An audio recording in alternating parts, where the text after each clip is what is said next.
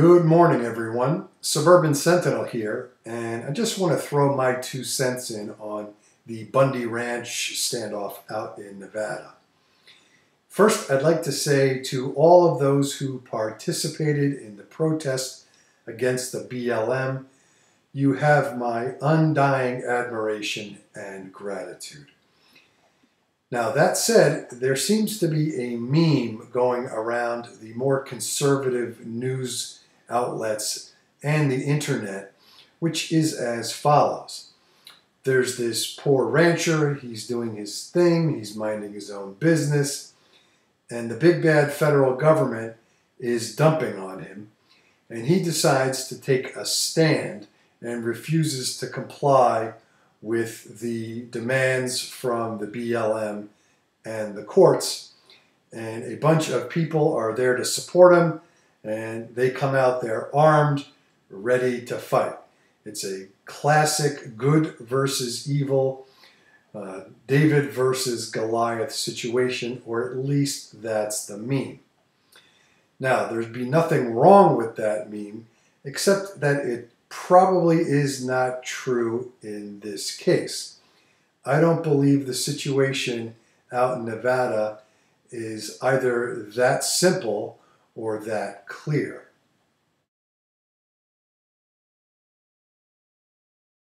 Right off the bat, I want to reiterate that I am not at all saying that the Bundy Ranch protest was somehow unnecessary or unwarranted.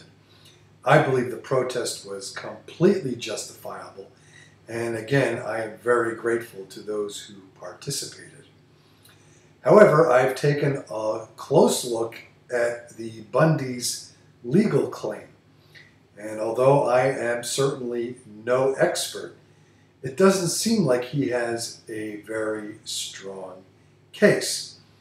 In essence, he is using public land for private benefit without paying or compensating anyone for that benefit.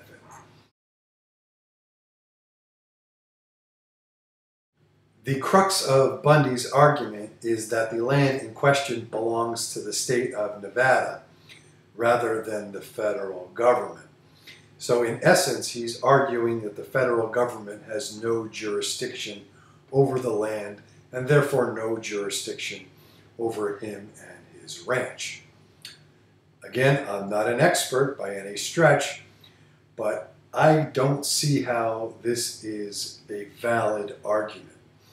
There's nothing in the law supporting that argument, and there are other cases which do recognize the authority of the federal government when Nevada became a state over certain lands, including the lands occupied by the Bundy Ranch.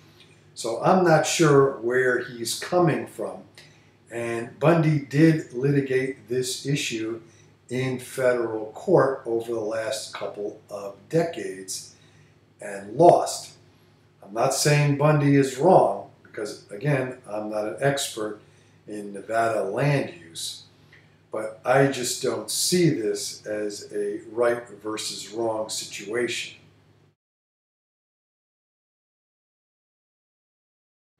Although Mr. Bundy's legal position may be somewhat tenuous, the federal government's response thereto was unquestionably inappropriate.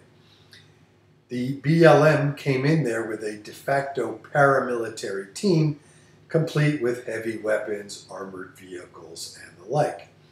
Essentially, the federal government came in prepared for war, when this should have been a law enforcement action.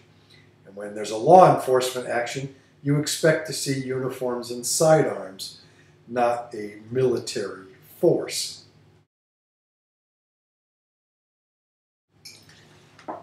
I don't think it's a leap of logic to surmise that this overwhelming show of force and firepower was designed to intimidate protesters and other participants in and around the Bundy Ranch.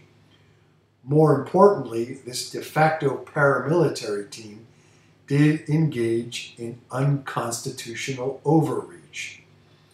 They used excessive force by way of tasers and physical violence against protesters.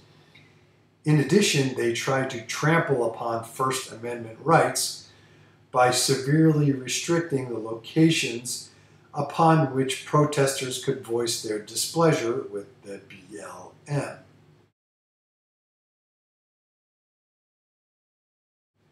As we all know, the result of the confrontation between the BLM and the protesters is that ultimately the BLM folded up its tent and went home.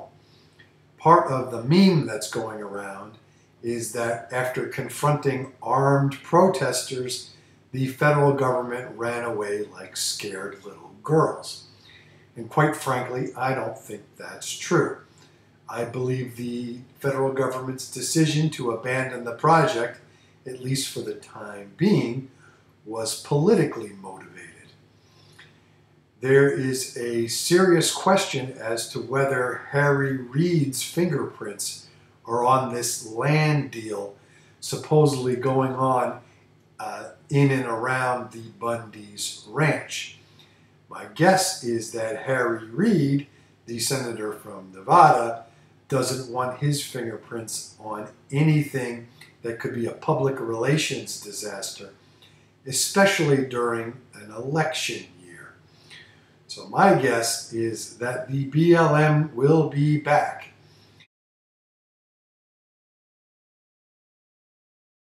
The Bundy Ranch standoff, or at least part one of it, was a great success for America. It showed the people that they still have the ability to influence the actions of their government. However, we should be mindful of the context and the reasons for that success. Taking wise action in the future will be much easier if we are not looking at the past through a clouded lens.